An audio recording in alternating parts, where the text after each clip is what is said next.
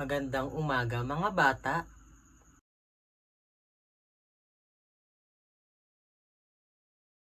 Bago tayo magsimula sa ating aralin, kayo ay hatiin ko sa 3 grupo para sa ating palaro. Ang unang pangkat ay magbubuo ng larawan mula sa larawang aking ibinigay. Ito ay gupitin at lipunin. Ang pangalawang pangkat naman ay magbubuo ng salita mula sa larawang aking ibinigay. At ang pangatlong pangkat naman ay magbubuo ng larawan at ito ay gupitin at lipunin. Gawaan ba mga bata? Mahusay. Base sa larawan at salitang inyong nabuo, tungkol saan ang ating pag-aaralan ngayon? Magaling! Mamaya ay malalaman natin kung tama ang inyong mga sagot. Bago tayo magpatuloy sa ating aralin, meron akong inihandang flashcard at sabay-sabay nating basahin. Pabula, insekto, halaman, panahon. Magaling mga bata! Natapos na nating basahin ang mga salita. Ngayon naman ay ating iisa-isahin ang mga kahulugan nito. Sa inyong palagay, anong ibig sabihin ng salitang pabula?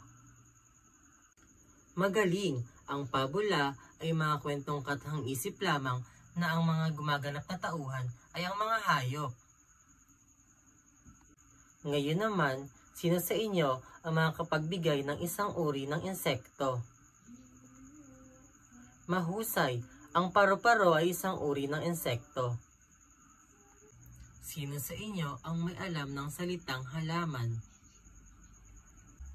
Mahusay! Ang halaman ay pangkat ng mga nilikhang bagay na may buhay. Ngayon naman ay tumungo tayo sa salitang panahon.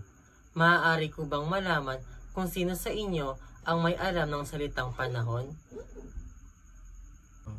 Magaling! Ang panahon ay ang naglalarawan o nagsusukat ng mga pangyayari.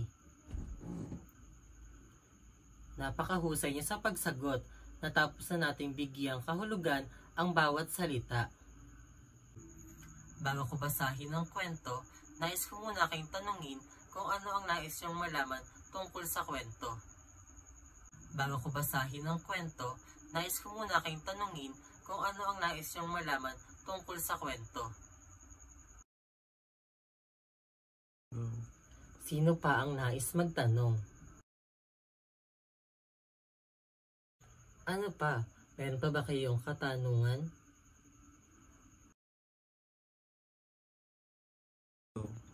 Ngayon ay ating basahin ang inyong mga katanungan na nakasulat sa pisara. Ano po ang pamagat ng kwento? Sino-sino po ang pangunahing tauhan sa kwento? Ano po ang mangyayari sa kwento? Mahusay mga bata! Ngayon naman ay akin ang babasahin ng kwento. Handa na ba kayong makinig mga bata? Mga bata, bago ko simulang basahin ang kwento, inaasahan ko kayong makinig ng tahimik. Ang langgam at ang tipaklong. Ano nga ang pamagat ng kwento mga bata?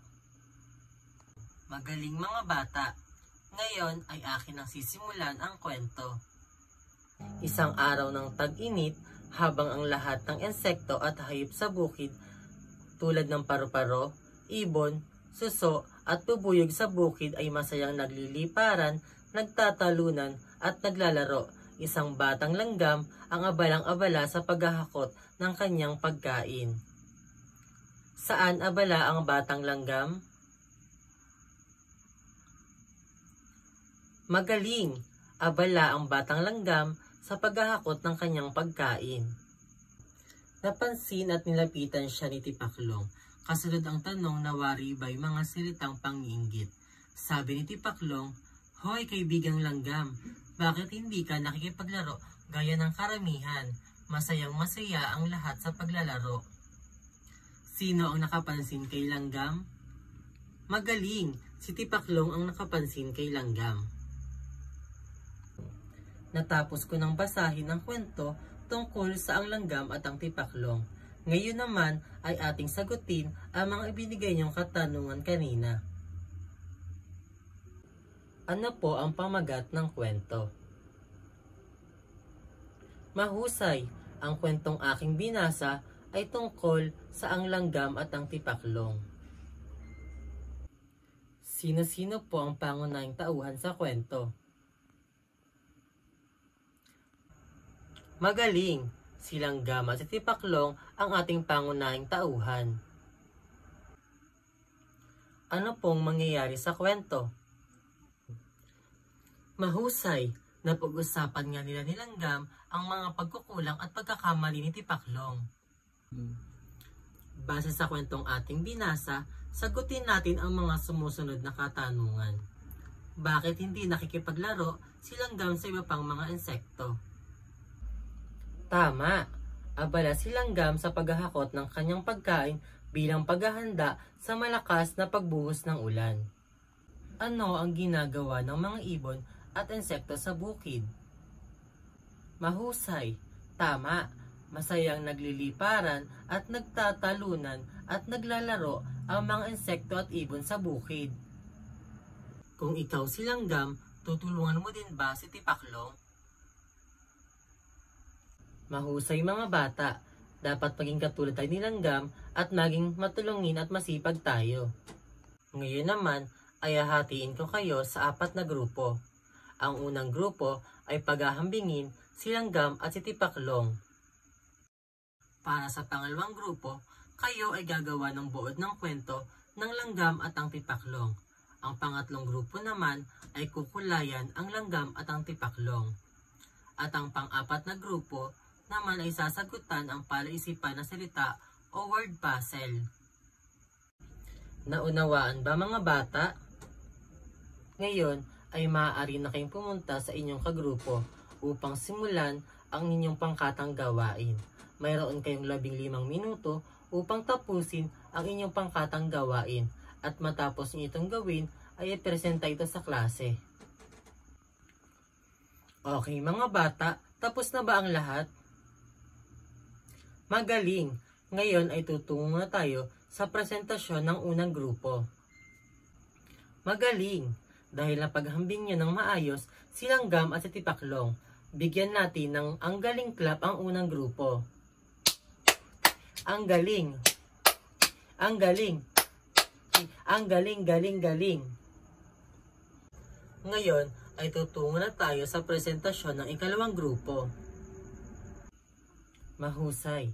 Tama ang buod na inyong ginawa tungkol sa langgam at ang tipaklong. Mga bata, bigyan natin ng good job clap ang ikalawang grupo. Good job! Good job! Good job, good job, good job! Ngayon ay dumako naman tayo sa presentasyon ng ikatatlong grupo. Mahusay! Napakagaling pala ng ikatatlong grupo sa pagkukulay. Bigyan natin sila ng good job clap. Good job. Good job. Good job, good job, good job. At dahil tapos na tayo sa una, pangalawa at pangatlong grupo, dadako naman tayo sa panghuling grupo, ang ika-4 na grupo. Magaling! Nahanap nyo ang mga tauhan sa kwento sa binigay kong palaisipan na salita, word puzzle. Mga bata, bigyan natin sila ng ang galing clap. Ang galing. Ang galing. Ang galing, galing, galing, galing. Ako ay lubusan natutuwa sa inyong kooperasyon. Ngayon ay tutungo na tayo sa kasunod na ating gawain. Mga bata, kilala niyo na ba si langgam at si tipaklong? Naunawaan niyo na ba ang mga aral na gustong ipahiwatig sa kwento? Ngayon, maaari niyo bang ikwento ng buod ang natandaan niyo mula sa kwento na ang langgam at ang tipaklong? Mahusay! Ako'y lubos na natutuwa at kayo ay may natutunan sa ating binasang kwento. Ngayon ay dadako na tayo sa isa pa nating gawain. Mga bata, mayroon akong inihandang gawain sa pisara. Pakinggan ang panuto ng gawain. Panuto. Lagyan ng check kung ito ay tama at lagyan ng X kung ito ay mali. Naunawaan ba mga bata?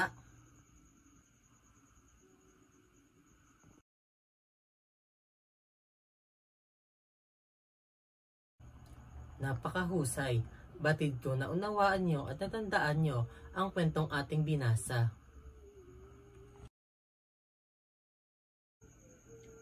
Basahin at unawain ang bawat katanungan.